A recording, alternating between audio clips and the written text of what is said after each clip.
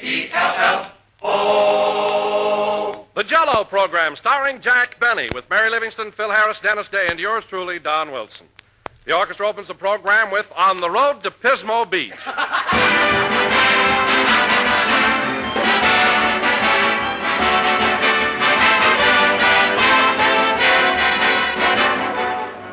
You know, ladies and gentlemen, once Jell-O has become a favorite dessert in any family, it usually stays a family favorite from then on. Every day we get letters from folks telling us how they've been enjoying Jell-O for years and enjoying it more and more all the time. And there's a reason for this, too. Jell-O is just so downright delightful that once you try it, no other dessert ever seems quite so gay and beguiling, quite so rich in rare, tantalizing flavors as Jell-O. And another reason why Jell-O is such a year-after-year favorite in most homes is because it can be served in so many different ways, using Jell-O's 6 delicious flavors: strawberry, raspberry, cherry, orange, lemon, and lime. Incidentally, if you haven't tried strawberry and raspberry Jell-O recently, do so real soon. Both are now better than ever with a new, improved flavor obtained by using a natural flavor base artificially enhanced. And the result is something mighty distinctive, a truly unique goodness. Why not enjoy a grand dessert made with bright, tempting Jell-O tomorrow?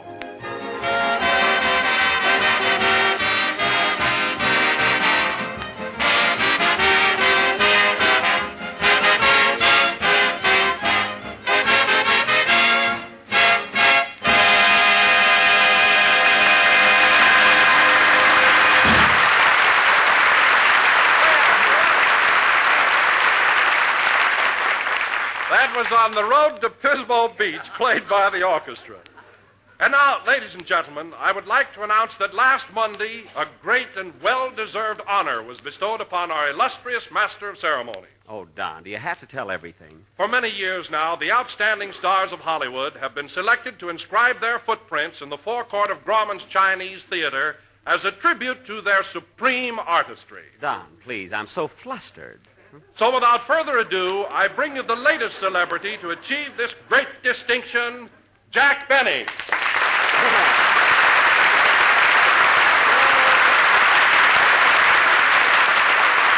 Thank you. Jell-O again, this is Jack Benny talking. And Don, your introduction was awfully sweet, but I wish you hadn't brought the subject up. It might make people think I'm hammy. Well, Jack, it was a grand tribute, and I feel that our listeners should know about it. True, Don, but it makes me feel so darn uncomfortable. No, I really didn't want you to mention the honor accorded me at Grauman's Chinese last Monday at 2 p.m. before a crowd estimated by the police at over 3,000. I mean, it happened, it's over, now let's forget it. But, Jack, there isn't the slightest reason... Now, Don, there must be other things to talk about. So let's change the subject, shall we? Now, just a minute, Jack. There isn't the slightest reason why you should be embarrassed over this wonderful compliment. Well, maybe so, Don, but Mr. still... Grauman must have thought a lot of you to suggest adding your footprints to such a distinguished group. I know, Why, but... Jack, a great artist like you should realize... Hello, Mr. Benny. Hello. What's that, Don? A great artist like me should what? How are you, Mr. Wilson? He's fine. Sit down. I should realize what, Don? You should realize that... Oh, darn it, I forgot what I was going to say. Well, you had it on the tip of your tongue. Concentrate. I should realize what? Now, let's see... Hiya, Jackson. Are you on the beam tonight? Quiet, Phil. Don is trying to think of something. I should realize what, Don? Oh, it slipped my mind, Jack, so we might just as well forget it. Well, that's a fine how do you do. Don, we were talking about me putting my footprints in the cement in front of Grauman's Chinese Theater. Oh, yeah, I read about that. You know, Jackson, this was a big week for the both of us. What do you mean? Well, at night school, I received a great tribute. I got a gold star for spelling. Oh. Congratulations, Phil. That's terrific. That's swell, Mr. Harris. Congratulations. Thanks. I think that gold star was footprints. So you're an honor student, eh, Phil? Yeah, I was the only guy in the class that could spell Mississippi. Well, that's a toughie. Let's hear you spell it now. Okay, hold my coat, Dennis. Spell it with your coat on. Go ahead, Mississippi. Mississippi. Oh, very good. Now spell river. River.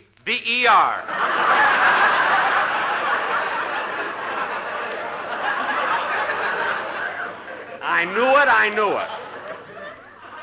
Phil, you can now take that gold star and paste it back on a Hennessy bottle.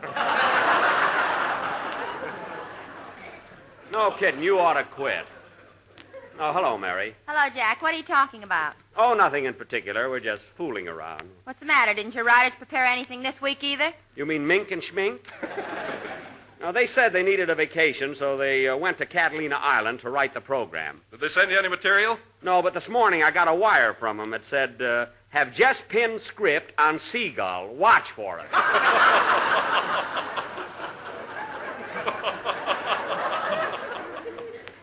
Those guys are always going someplace. Remember the time you sent them out for a hot tamale and they went to Mexico City? Do I? That tamale cost me $800 and it was ice cold when I got it. Oh, well, we'll manage. We did last week. Say, Dennis. Yes, please?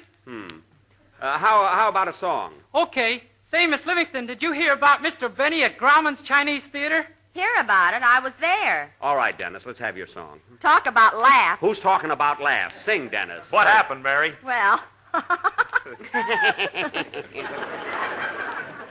Well, Jack and I went to a matinee at the Chinese last Monday, and they were fixing the sidewalk there. All right, they were fixing the sidewalk. And Mr. Grauman happened to be standing at the box office. Yeah?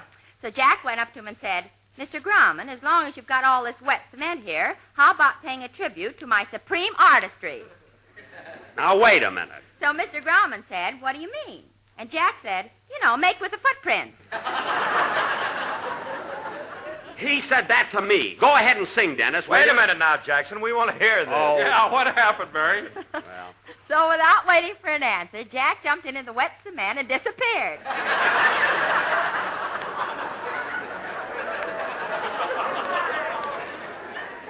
Disappeared? Yeah, they were filling in a manhole. well, it's still a wonderful tribute, and I'm proud of it. Now, let's have your song, Dennis. Okay. Say, what's that in your ear, Mr. Benny? Cement. Now, go ahead and sing. Mr. Grauman pays a little tribute to my supreme artistry, and everybody's jealous.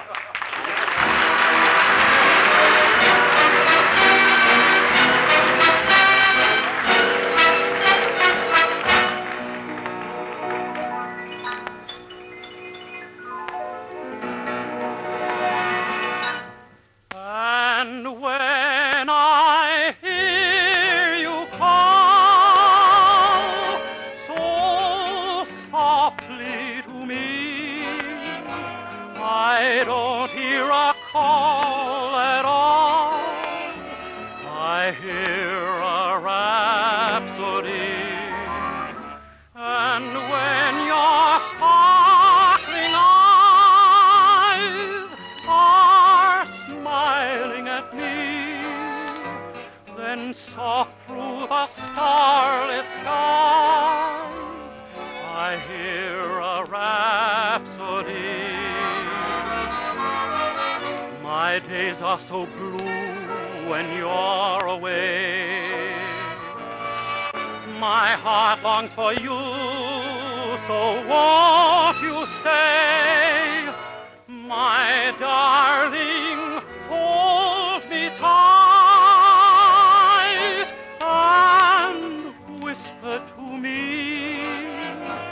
Then soft through a starry night I'll hear a rhapsody.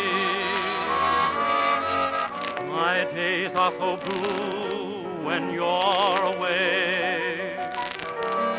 My heart longs for you, so won't you stay? My darling, hold me tight and whisper to me. Then soft through a starry night I'll hear a rhapsody.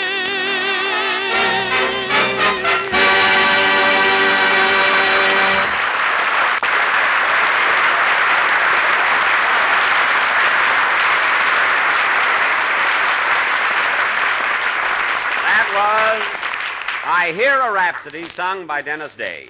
And now, ladies and gentlemen, for our feature attraction tonight, the Benny Hungry Hollywood Harlequins will present their version of that Hey, wait a minute, Jackson. I thought you said your writers didn't work this week. That seagull came in while Dennis was singing. The Benny Harlequins will present their version of that sensational Warner Brothers picture. That masterpiece of human emotion. That gripping melodrama of the sidewalks of New York, City for Conquest.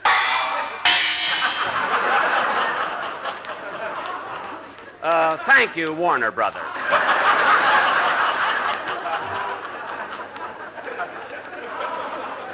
Now, in this epic, nice of them to come all the way from Burbank. Now, in this epic, I will play the part as portrayed by James Cagney on the screen. That of a rough and tough kid who fights his way through the slums and grows up to be a prize fighter. And Mary... Why, Jack, how can you play that part? You're not the Jimmy Cagney type. I'll handle it. Now, Mary... Imagine you playing a prize fighter. That's just silly. Oh, I'll do all right. Now, Mary... But, Jackson, you ain't tough enough to be Jimmy Cagney. It ain't believable. Well, I'll try it anyway.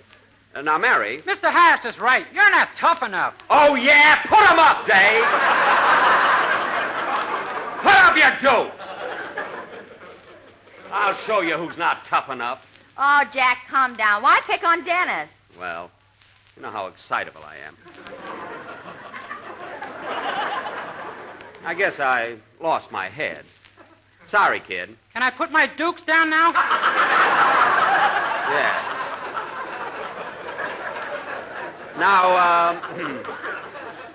Now, my name will be Danny, and Mary, you're going to be my girlfriend, Peggy. You know, the part Ann Sheridan played.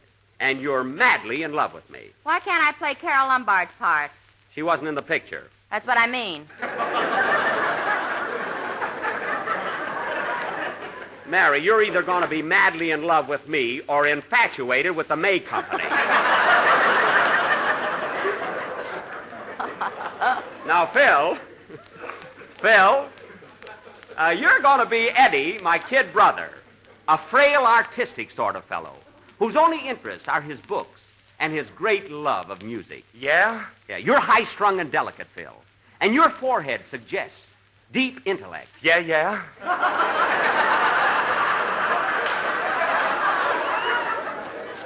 You grow up to be a great composer and finally conduct your own symphony at Carnegie Hall. At last, the part that fits me. Phil, it's just that we're stuck. That part fits you like a mail-order suit made by a nearsighted tailor for a couple of other fellas. Now, Don. Yes, Jack? You have one of the most important parts in our play. You are the narrator, and you symbolize the spirit of a great metropolis. In fact, Don, you are New York. He ought to take a little weight off his Bronx.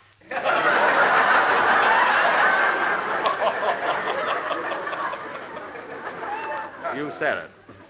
Now, this play, ladies and gentlemen, will go on immediately after a number by Phil Harris and his orchestra. Now, Phil, how about playing... I'll take it. Hello? Hello, Mr. Benny. This is Rochester. I'm sorry, Rochester. I'm busy. You're going to be busier than that. I'm quitting. Quitting? What's the trouble now? It's about that mechanical man Mr. Billingsley made. You mean the robot? Yeah, he's breaking up everything in the house. You know that big grandfather's clock we got in the hall that runs so good? Yes? Well, Tempest has fusioned it for the last time.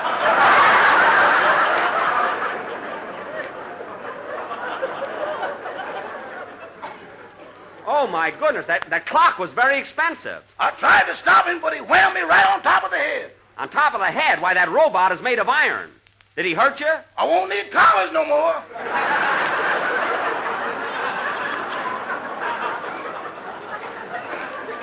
Well, look, Rochester, I told you before there are buttons on that robot to control him. All you have to do is sneak up behind him and press the buttons. That's how I got my neck shortened. Now, Rochester. Just call me Turtle. Now, Rochester, I don't want that mechanical man roaming around the house. Where is he now? He's in the kitchen. I think he's that way about the electric refrigerator.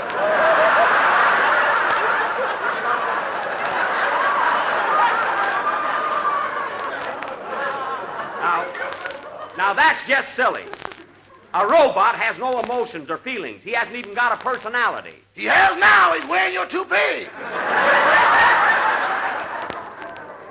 Well, take it off of him.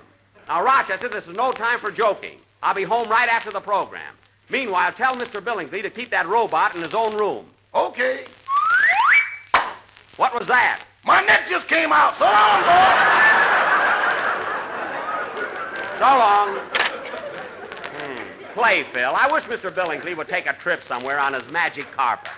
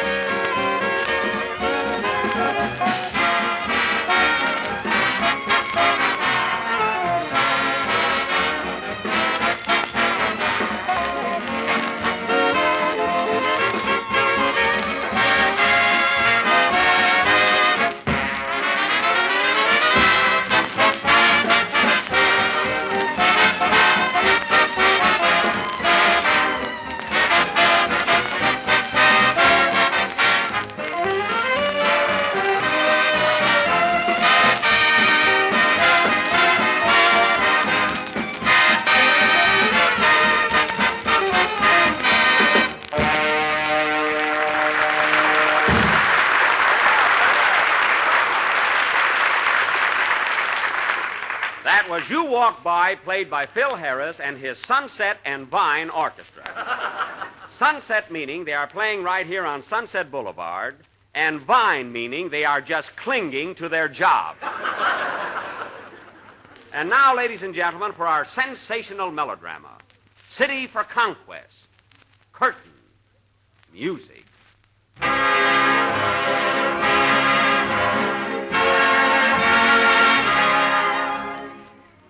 Our scene, ladies and gentlemen, is New York.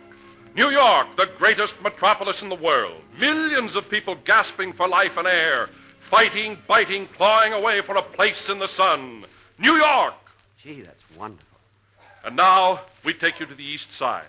The attic room shared by Danny, the truck driver, and his brother Eddie, the young musical genius. As the scene opens, Eddie, with an inspired look on his delicate face, is seated at his drum, composing his Symphony of New York. Listen.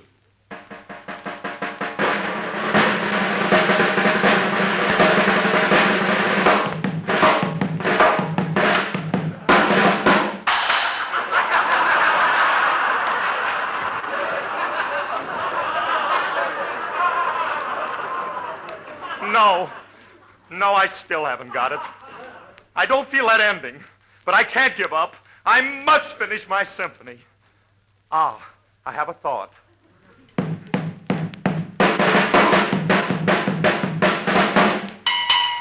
That's it! Now I've got it! Oh, that's it! That's the voice of New York! Hello, Eddie. How's me kid brother? Oh, hello, Danny. Why aren't you working this afternoon? My boss started an argument, so I slugged him. And a couple of cops came along, and I slugged them, too. I slug everybody. Oh, Danny, you're always fighting. Will you ever pick up good manners by yourself, or do I have to learn you?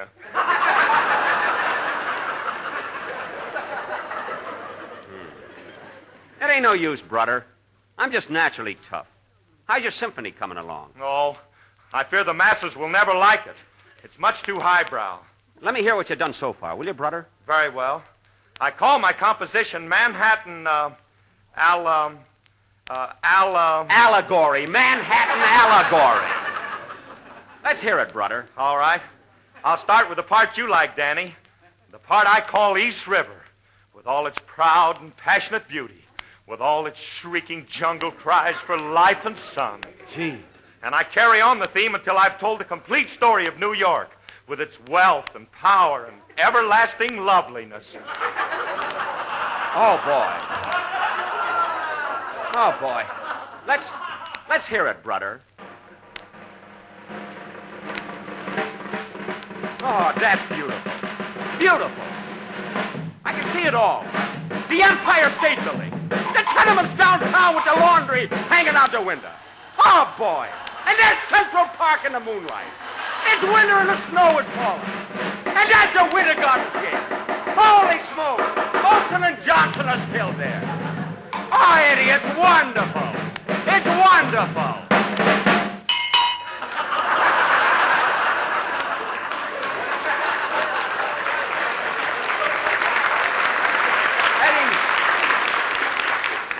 Eddie, you're a genius. But what's that cowbell for? Well, that symbolizes the burning of New York. You know, when Mrs. O'Leary's cow kicked over the lantern. That was Chicago. Oh, brother. That's got nothing to do with New York. Okay, I'll take it out. But otherwise, it's beautiful. I could listen to that forever. Oh, hello, Peggy. Hello, Danny. Get that girl out of here. A composer has no time for women. Well, Eddie, at least you can say hello to me, sweetheart. Hello, Eddie. Hello, babe. What you doing later? Eddie! Hello is enough. Gee, you look pretty tonight, Peggy. Is that a new skoit? Yeah, this is a new skoit. Is that a new shoit? Yeah. This is a new shoit. How do you like my shoit? Too toy to row Detroit. Well, so much for that. Say, Eddie, how's your symphony coming along? Gee, Peggy, you ought to hear it. Gee, it's beautiful. Beautiful, yes. But who's ever going to hear it? Where will I get the money to complete my masterpiece? Oh, he's so high-strung. I might as well tear it up. I'll never achieve my ambition. Never, never, never. Poor kid, he's so sensitive. Also unbelievable. But don't cry, brother. I'll get you the money. I know what I'll do. I'll be a prize fighter. There's a lot of dough in that. A prize fighter? Oh, don't do that, Danny. No, Danny, you mustn't. You'll get your nose broken. With all this cement in it? Don't be silly. Your music belongs to the world, Eddie, to the world. And I'm going to see that Dave gets it.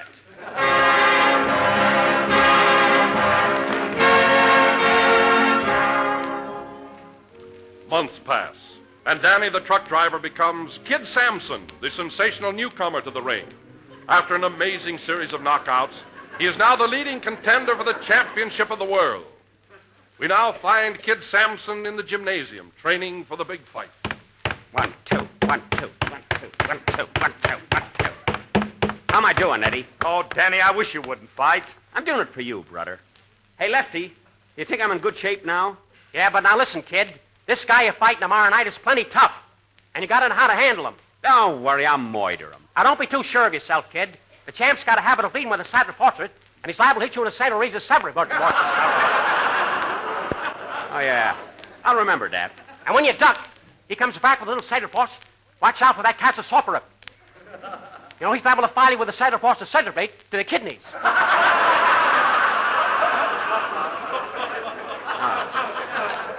I'll watch out for that. I'll get in close. Now, look, you can't be too careful. I remember in Chicago, he was fighting a guy in a saddle faucet. Yeah? 1, 2, 3 to face. He stood back with a cat. Traficing him? Hit him in a saddle faucet, started grade 8. He brought him to his state, the rate. I've seen him. Okay. Maybe you're right. Give me a rub down, Lefty. I don't know where that bottle of alcohol is. You don't? It was here yesterday. Where is it? I broke it. I can't stand alcohol. Oh, for Pete's sake! Hey, what's that sticking out of your hip pocket? That's for after the play. Give me that. Here, Lefty, rub me down. Now, look, wait till you take your shower. There's no use saddle roller brushes, is there? No, I'll do it later. Well, look who's here. Hello, Peggy. Hello, Sampson. That's Kid Sampson. With gray hair? That don't make no difference. I'm as hard as nails. Get a load of this chest and feel these muscles. Where? Right there on my arm. Look at that bulge. That's a muscle. Where? I don't see it. Right up. Now you scared it. It's gone.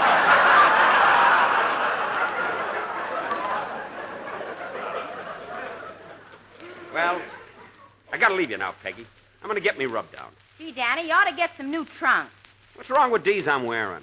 They're so long I can hardly see your garters. They're all right. Say, Danny, who are you fighting tomorrow night? The champ. And he's one of the toughest mugs in the ring. What's his name? Dennis Killer Day. That guy's dynamite. Oh, Danny. I know you're doing this all for me, but I can't let you go through with it. Give it up, Danny. Please. Please. Oh, stop crying. Stop, will you? I want my rubbing alcohol. All right, here. Come on, Lefty, let's go. Pull up your trunks, kid. I want to tie your shoe. Oh, yeah. They are a little droopy.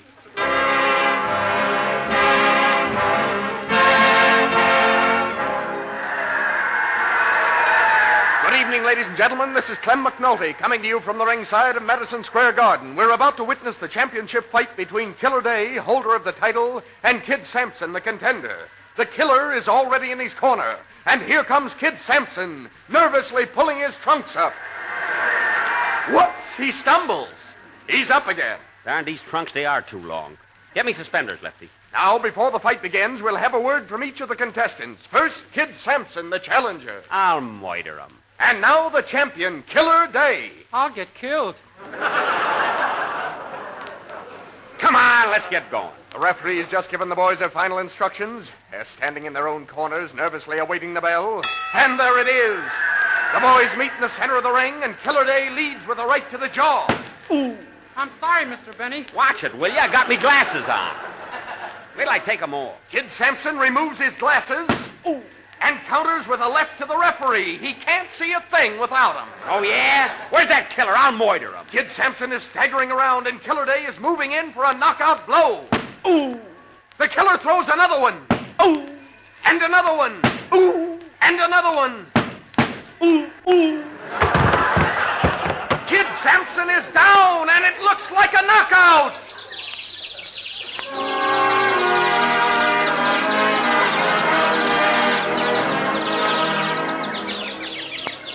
Ladies and gentlemen, while Kid Sampson is in dreamland, let me tell you about Jell-O's new dessert recipe book. This interesting book contains 365 recipes and suggestions, one for each day of the year. It can be obtained by sending 10 cents to Don Wilson, Battle Creek, Michigan. I thank you. Ooh. Let me have that guy. I'll slug him. I'll moiter him. It's too late. You're in your dressing room. Oh, yeah. Darn that, Dennis. He hit me right in my big blue eye. Ooh. I'm sorry, Mr. Benny. Sorry nothing. Now listen here, Dennis. You knew very well this was a play and that I was supposed to knock you out. Well, I'm Irish. I don't care what you are. Hey, what about my symphony? The heck with your symphony. Dennis Day, I'm not going to forget this. There's no excuse. You saw the picture. Jimmy Cagney's supposed to knock out the champion. That's the only way he can get the money to help his brother. And what happens? The minute my back is turned, you hit me right square in the eye. Now, this is the last time